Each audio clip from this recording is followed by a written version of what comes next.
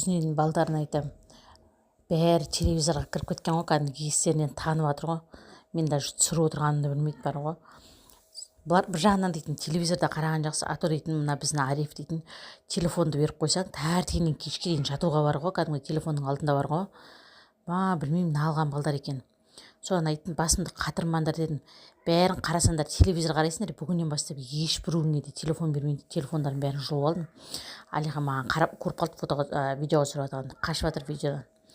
Ариф дейтін мыңқ етпейді ғой, кәдімгідей жата қалып қарап жатыр ғой.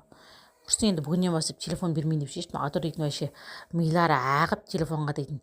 Ариф деп аттарын айтасаң да, кәдімгідей дым естімейді, естісе де кәдімгідей не жоқ, дуг жоқ. Ал сондай, бәрінде де сондай ма? Біздің лично өзім балдарым сондай кіріп кетеді телевизордың ішіне.